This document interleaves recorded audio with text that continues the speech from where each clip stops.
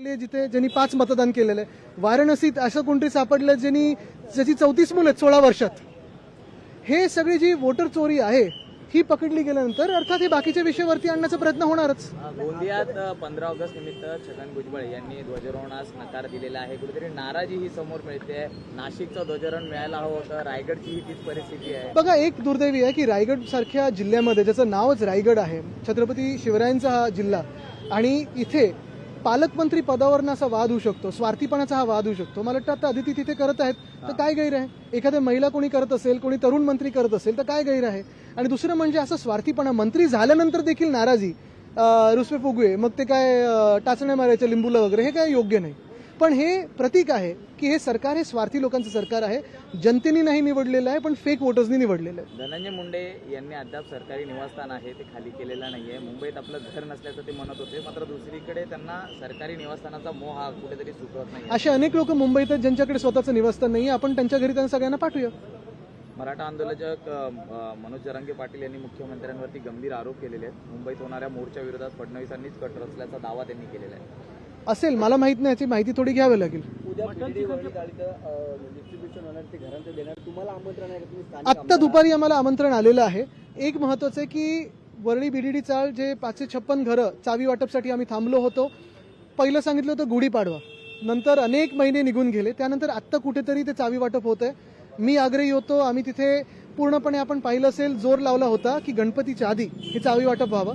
पण ह्याच सोबत आता आम्ही हे देखील आग्रह धरून बसलेलो आहे की शिवडीमध्ये जे बीडीडी चाळी आहेत त्याचा पण पुनर्विकास एमबीपीटीने किंवा म्हाडाने कोणीतरी करावं. आता सांगतो ना तुम्हाला नंतर.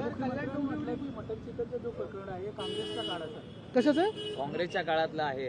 हो, नेहरूंनीच तो निकाल दिला होता. कल्याण डोंबिवलीत कशा पद्धतीने बघतात? लोकांच्या खाण्याकडे, काय आता काय त्याला अर्थ?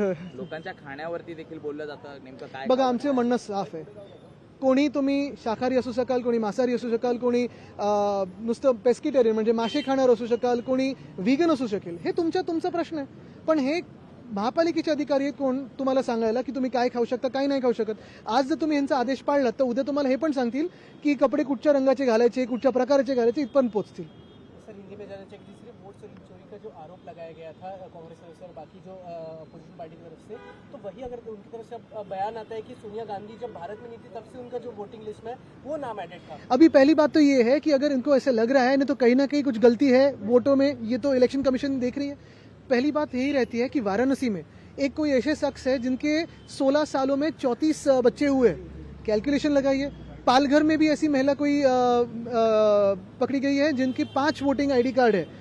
ये शकुन रानी 3 बार बेंगलुरु में, 2 बार उत्तर प्रदेश में. फिर वो मिंटा देवी, असल में देवी है, 124 साल रहती है, जिंदगी उसकी इतनी अच्छी है और वो भी यंग है.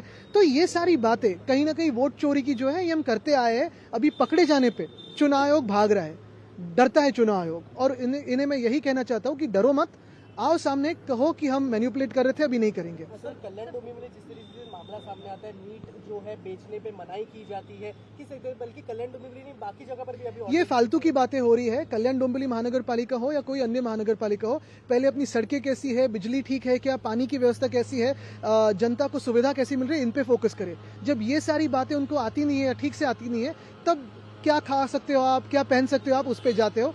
ये जो निर्णय है वो कोई नहीं मानेगा. जिसको जो खाना है वो खाएगा. ये स्वातंत्र्य दिन पे कोई हमें बता नहीं सकता कि आप क्या करें और क्या खाएं. तर कुणी काय खायचं, कधी खायचं हे सांगायचा अधिकार पालिकेला नसल्याचं आदित्य ठाकरे परत एकदा म्हणतायत. इतरही महत्त्वाच्या मुद्द्यांवर त्यांनी प्रतिक्रिया दिलेली आहे.